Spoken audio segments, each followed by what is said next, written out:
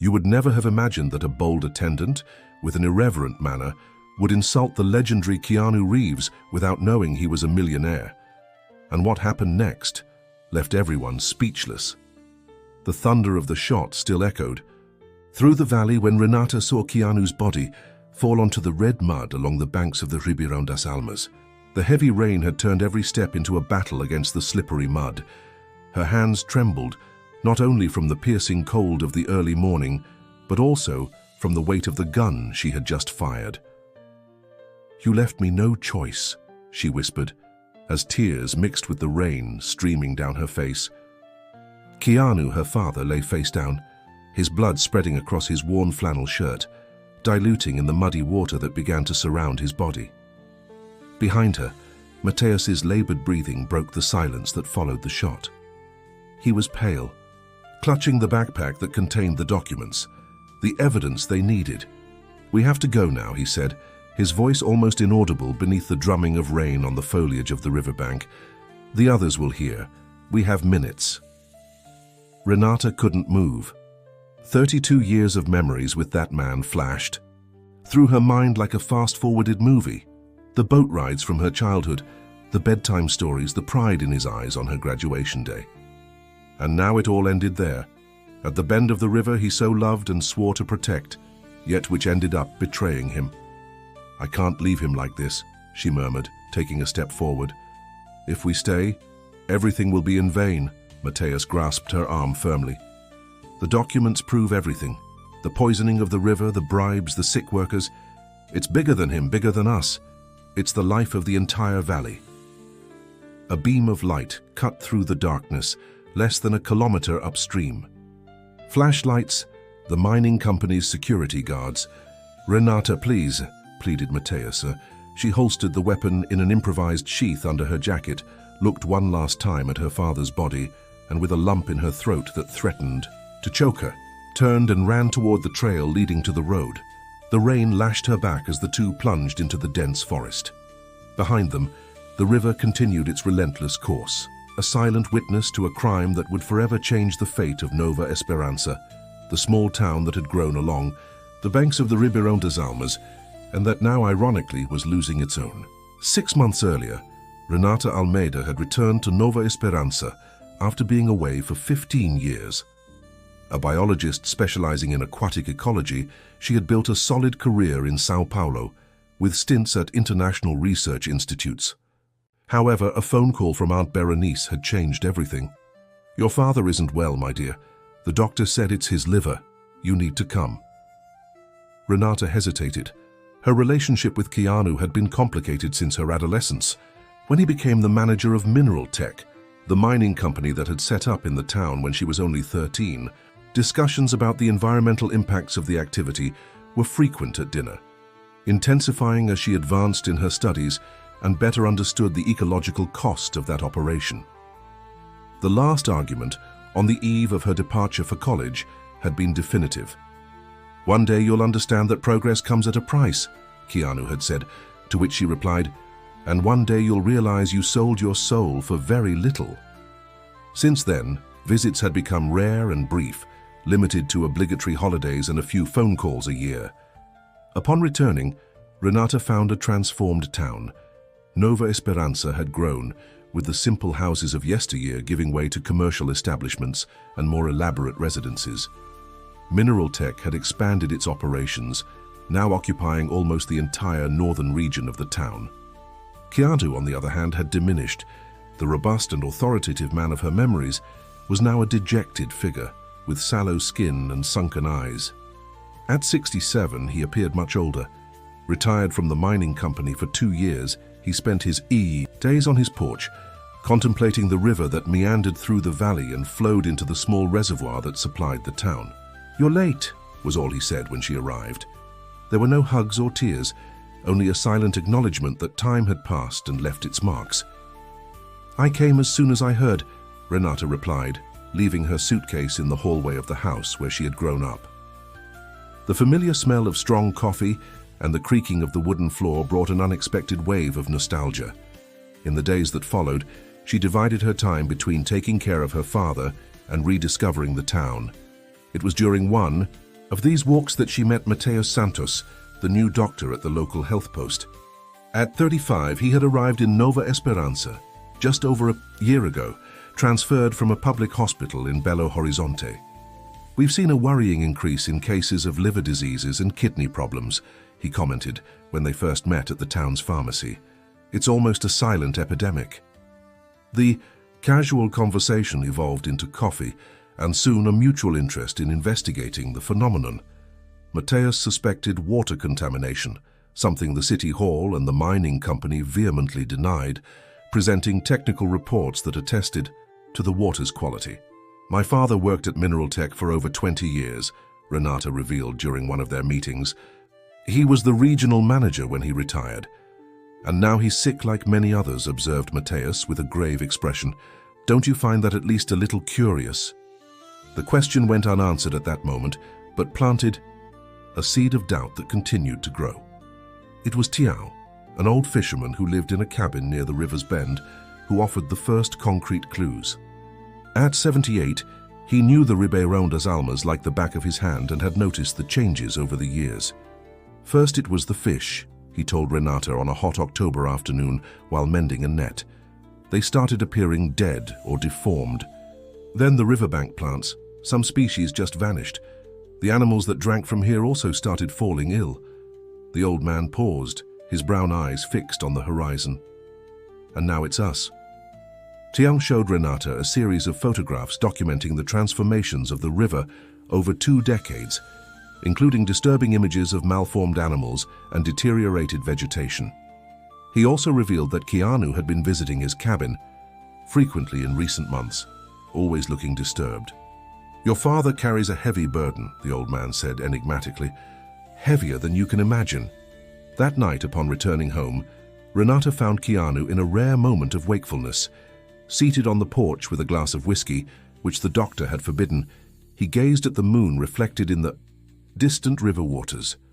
"Why do you go back there?" she asked, sitting beside him. "To Tião's cabin." Keanu remained silent for so long that Renata thought he hadn't heard or had chosen to ignore the question. Finally, with a tired sigh, he replied, "Sometimes we need to face our mistakes head-on." "What mistakes, Dad?" He only shook his head and took a sip of the amber drink. "You've always been too stubborn for your own good, Renata. Just like your mother." There was a mix of pride and sadness in his voice. "Some things are better left buried." Days later, while examining the storage room at the back of the house in search of an old fan, Renata found a sealed box with the Mineral Tech logo. Inside were internal reports detailing water and soil analyses from the region, dated up to 10 years earlier. The documents revealed the presence of heavy metals and other contaminants at levels far above legal limits, along with memos warning about the risks. Even more disturbing, several of the documents bore Keanu's signature, proving his awareness of the situation. There were also records of payments to City Hall employees and environmental agencies, clearly indicating bribes to silence inspections and cover up reports. When she confronted Mateus with her discovery, he revealed that he too had gathered worrisome information. "The symptoms we see in the population are consistent with chronic poisoning by heavy metals," he explained, showing Renata his own patient records. "And the concentration of cases increases as we get closer to the river, especially after the bend where the mining company's clandestine effluent outlet is located." The river bend, the same place where Tião lived, where Keanu regularly went, carrying his silent guilt. "We have to expose this," decided Renata, clutching the documents tightly. "It's the only way to save these people, to save my father." "It won't." "Be easy," warned Mateus. "Mineral Tech is powerful. They have politicians and even judges in their pocket. We're going to need help." And so the two began to gather allies. First, Tião, who knew every secret of the river. Then Deborah, Lima, a local school teacher and longtime environmental activist, who had always suspected something was wrong but never had concrete proof. Finally, Joaquim Ferreira, a journalist from the small regional newspaper, who dreamed of a story that could truly make a difference. Meanwhile, Keanu's health was deteriorating rapidly. Hospital visits became more frequent, and the doctors offered little hope. Renata observed the ironic cycle that was unfolding. Her father was being slowly killed by the very poison he had helped disseminate, a victim of his own complicity. One night, after returning from an especially tense meeting, with the group, Renata found Keanu rifling through his room. "What are you doing?" she asked, alarmed to see the drawer where he had kept the documents open. "Where are the reports?" His voice was trembling, but his eyes revealed a frightening determination. "What are you planning, Renata?" "The truth, Dad. I'm planning to reveal the truth." Keanu closed his eyes for a moment, as if absorbing a physical blow. "I don't understand. They're going to destroy you. They'll destroy all of us." "Who? Mineral Tech? The politicians you bought?" The accumulated anger of years burst forth. "Look at you. Look at this town. You're all dying from poisoning, and yet you still protect those murderers." "I protect you," Keanu shouted with a strength that seemed impossible for his debilitated body. "I've always protected you." The revelation came in a confused torrent. Keanu had discovered the contamination years ago and had tried to alert his superiors, but was threatened, not just with job loss, but with something worse. They knew everything about you, about your mother, about all of us. Her accident wasn't an accident, Renata. Renata's mother had died when she was only 8 years old, in a rollover on the road connecting Nova Esperanza to the capital. It had always been considered a tragic accident. "That can't be true," she whispered, feeling the ground vanish beneath her feet. "Why do you think I kept those reports all these years? They were my insurance. As long as I cooperated, nothing would happen to you." Keanu seemed both relieved to share the burden and terrified of the consequences. "But now I'm dying anyway. And you're meddling with forces you don't understand." In the days that followed, Renata was torn between the horror of the revelation and the urgency to act. Keanu alternated between moments of clarity, when he provided more details about Mineral Tech's criminal operation, and periods of confusion induced by his medications and illness. It was during one of these moments of lucidity that he made a final confession. "There's more," he said, his voice barely a whisper in the dim light of the room. "Documents that prove everything. The company's involvement in your mother's death, the threats, everything." He explained that he kept them hidden in a stash at the old fishing cabin the family maintained near the river bend. "Only you can stop this, Renata. I tried, but I was weak." That same night, Renata and Mateus decided to retrieve the documents. The whistle would go off the next morning. Joaquim would publish the story in the newspaper. Deborah would organize a protest in front of City Hall, and lawyers from an environmental NGO would file a lawsuit simultaneously in 3 different courts. The rain made the walk to the cabin especially difficult. When they finally arrived, they found the place ransacked. "Someone was here," Mateus murmured as they examined the signs of a hurried search. Renata headed directly to a loose floorboard in the cabin, the hiding spot Keanu had described. To her surprise, the documents were still there, protected in a metal box. That was when they heard approaching footsteps. Keanu appeared in the doorway, drenched by the rain, brandishing a gun. "You shouldn't have come," he said, his voice strangely calm. "Dad, what are you doing here?" Renata slowly stood up, still holding the box. "They know about you, about the documents, about the whistle." His eyes were bloodshot and feverish. "I got a phone call today. If I don't recover everything, they'll come after you just like they did after your mother." "You're delirious," Mateus tried to say, stepping forward. "You need to go back to the hospital." "Stay where you are." Keanu pointed the gun at him. "Hand over the box, Renata. I can still fix this." "Fix this?" The disbelief in her voice was palpable. "People are dying, Dad. You're dying, and you want to keep protecting them?" "I'm protecting you." "No, you're protecting yourself, your guilt, your fear." Renata placed the box on the table. "It's over. Tomorrow everyone will know the truth." What happened next was all too fast. Keanu lunged, gripping Renata's arm with surprising strength. The gun swayed dangerously between her and Mateus. In the ensuing struggle, Renata managed to grab the small pistol she had carried for protection ever since the threats began. A shot rang out in the cabin, then another. Keanu recoiled, shocked, as a dark stain spread across his shirt. He staggered backward, out of the cabin toward the river. Now, as she ran along the muddy trail with Mateus at her side and the incriminating evidence secure in the backpack, Renata knew there was no turning back. Her father's body would be left behind, but the truth he had tried both to expose and to conceal would come to light. When they reached the road, a car was waiting for them.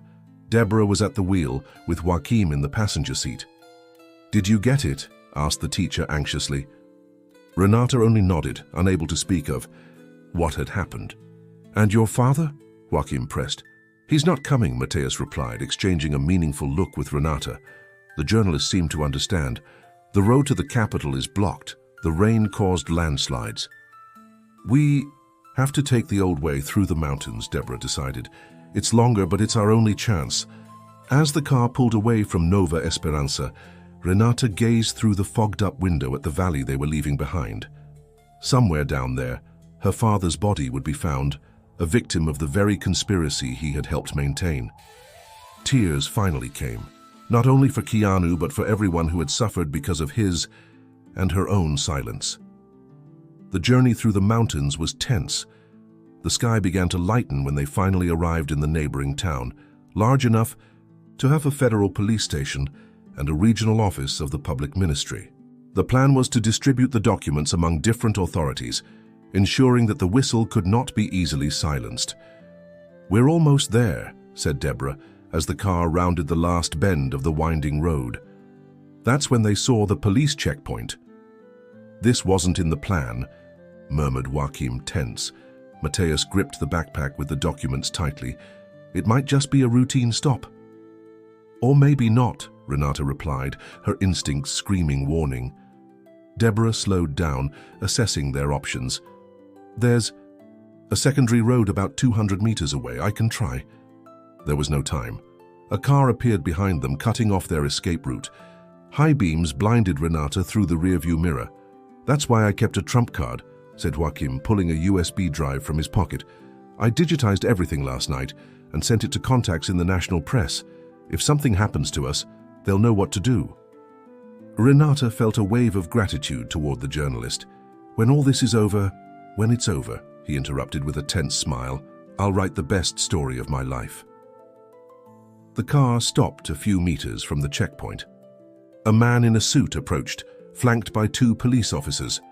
"It's him," whispered Deborah, "the director of Mineral Tech." Renata felt a chill run down her spine. It was the same man from old photographs with her father, the same one who, according to Keanu, had ordered her mother's accident. "We're 4, said Mateus, squeezing Renata's hand. "We're in this together." Renata nodded, feeling a strange calm envelop her. Her father had died that night, but somehow he had also redeemed himself. Now it was up to her to complete what he had not had the courage to do. "I'm ready," she said, as the director approached with a cold smile. The final battle for the Ribeirão das Almas was just beginning, and this time Renata would not back down. For her mother's memory, for her father's redemption, for the future of Nova Esperanza, she would face any consequence. Because some truths, like the waters of the river, always find their way, no matter how many dams try to hold them back.